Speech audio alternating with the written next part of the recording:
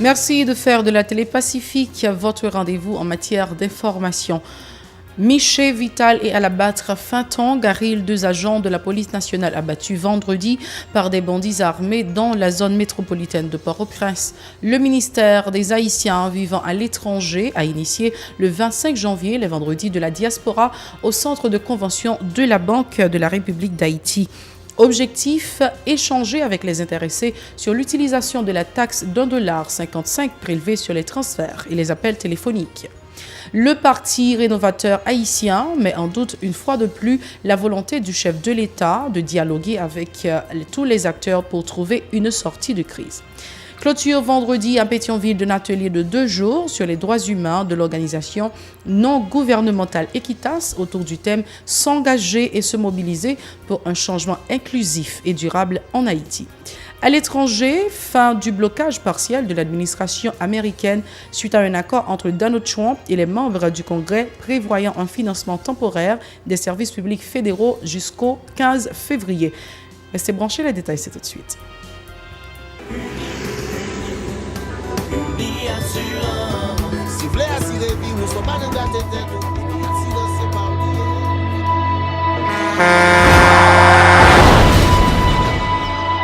En général, moun pa reme pran assurance. Yo considéré que son l'argent rejeté. Et pourtant, l'argent assurance te doué dans budget ou à côté l'argent kayak l'argent manger. Li là pour les deux traverser un mauvais pas. Gardez tout à côté ou ouais comme un gros problème qu'on entre sur monde sans attendre.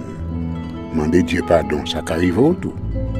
Une assurance dit ou précaution pas capon. Les mal arrivés, les faux amis flair saison a fait comme si on pas de jambe connaît. Une assurance après ta faire pour le jour, continuer vivre la vie quitter ce course là dans main nous. Uni Assurance. Vivez en toute assurance. Merci d'être encore avec nous sur la 54. Une note plutôt triste en couverture de ce journal. Miché Vital et Alabattre Fintan Garil, 2 agents de la police nationale, ont été tués vendredi par des bandits armés opérant dans les zones métropolitaines de Port-au-Prince. L'inspecteur Miché Vital était affecté à la direction centrale de la police routière des CPR. Il a été happé à l'intérieur d'un véhicule assurant le transport en commun avant d'être abattu sur la route de Delma. Alabattre Fintan Garil a été assassiné à Lamantie, à Carrefour, au sud de la capitale, non loin d'une succursale de la Netcom. Le ministère des Haïtiens vivant à l'étranger a procédé vendredi au lancement de la première édition d'un forum baptisé les Vendredis de la diaspora au centre de convention de la Banque de la République d'Haïti, BRH. Échanger avec les associations et des représentants de la diaspora autour du prélèvement de $50 sur les transferts et des 5 centimes sur les appels internationaux, tel est l'objectif de ce type de rencontre selon le titulaire du ministère des Haïtiens vivant à l'étranger. Ces assises vont contribuer à éclairer la lanterne des intéressés sur l'utilisation de ces fonds recueillis. Les propos de Marnata Irène Ternier recueillis par Jean-Marc Sondorcé et Rigard Noël. C'était sous $50 qui c'est une redevance sous transfert avec 5 centimes sous appel téléphonique. Donc, il y a tout expert qui était là, qui travaille sur le dossier, qui a préparé le rapport pour que aujourd'hui, il ait débattu sujet ça et que diaspora, en pile membre de la diaspora en ligne, a posé des questions sur des préoccupations que vous avez. Je pense que il y a un pile éclaircissement qui portait sous $50 là, côté que c'est $50 là, budgétisé, FNET expliqué lui-même qui ça lui-même li gen pour louer nan fait $50 là, ministère finance pareil et Conatel pareil pour 5 centimes nan. Donc je pense que c'était un bel exercice côté que c'est pas une faveur que gouvernement aujourd'hui a fait diaspora les liba d'explication.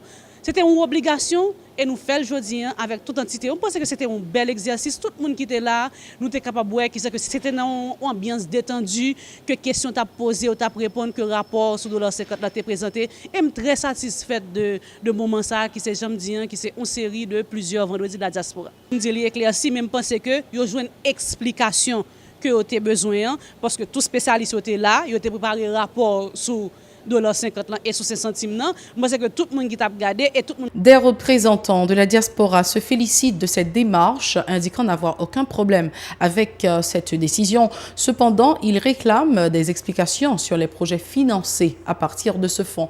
Écoutons-les au micro de Jean-Marc Sondorcé et regarde-moi.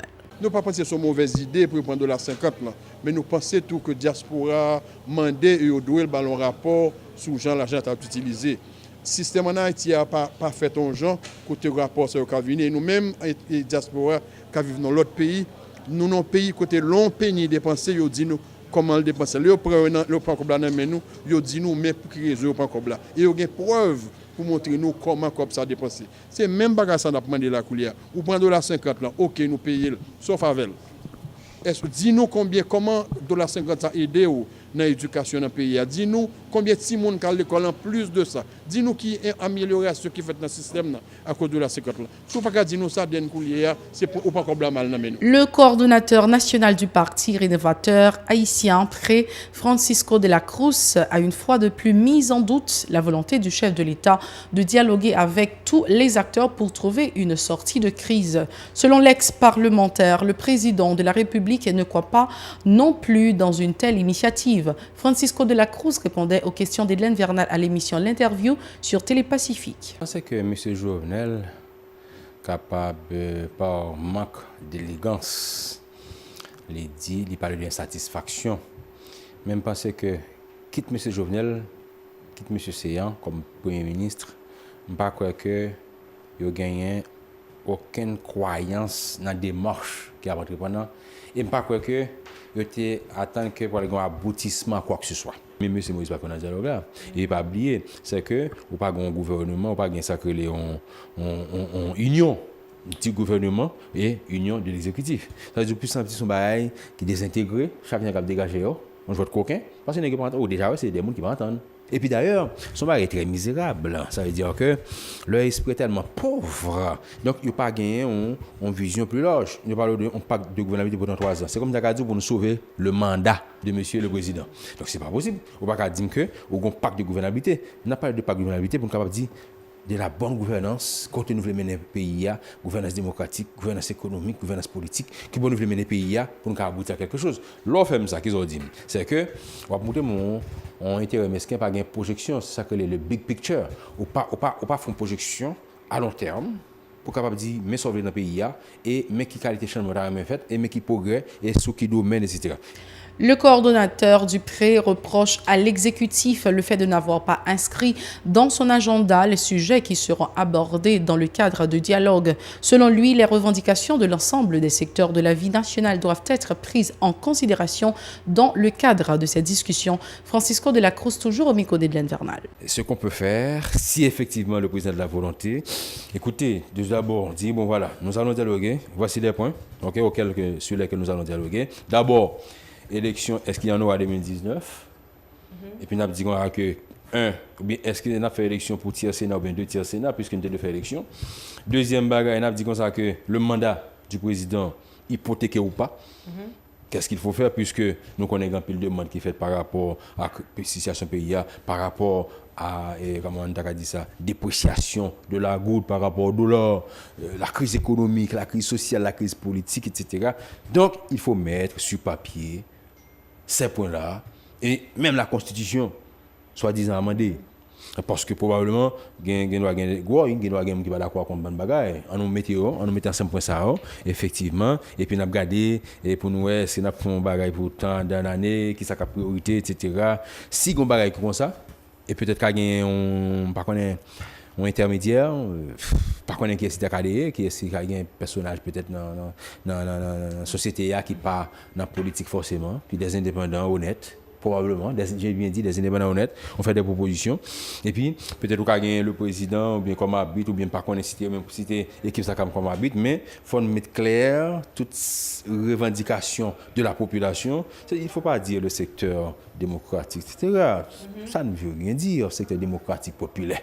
Donc, quand je dis ça ne veut rien dire, ce n'est pas ça qui est le problème, c'est que pour dire que l'ensemble de la population a des revendications. S'engager et se mobiliser pour un changement inclusif et durable en Haïti est le thème d'un atelier de 2 jours clôturé vendredi à Pétionville par le Centre international d'éducation aux droits humains Equitas dans le cadre du programme baptisé Partenaires pour une citoyenneté en Haïti. Ce projet, qui implique une douzaine d'organisations de la société civile, vise la promotion des droits humains dans le pays. Selon le chargé de programme de Equitas, Gérardo Ducos, ces propos recueillis par Mario Sylvain et Francineus. Le dialogue était à peine commencé, donc le constat que nous t'a souhaité joindre, c'est que les gens qui sont dans la communauté et les représentants de l'État ils ont engagé pour faire avancer la situation de droits humains dans le pays Haïti.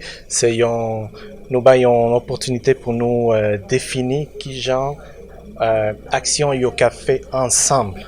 Donc, toute activité nous fait dans le pays d'Haïti, Yoshita sous 6 valeurs du monde, qui sont solidarité, collaboration, inclusion, respect et responsabilité. Nous décidons de monter un projet ensemble qui relève partenaires pour citoyenneté engagée dans le pays haïtien. Donc, c'est une collaboration Equitas avec un peu l'organisation qui est en Haïti. Nous développons un programme de formation, un programme de développement de citoyenneté engagée. Et puis, nous avons fait une série d'activités, tant que formation pour accompagnateurs. Nous avons une équipe coach qui est responsable de la formation.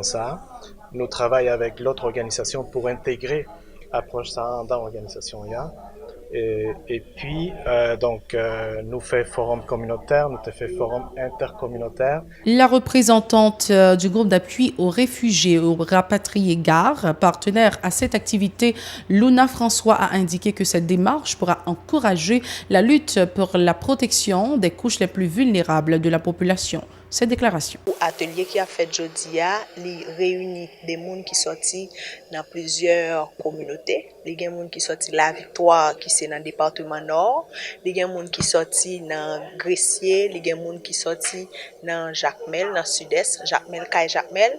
Il y a des gens qui sont dans Thomasit, dans le département du centre. C'est 4 communautés cibles spécifiques pour le programme Citoyenneté engagée.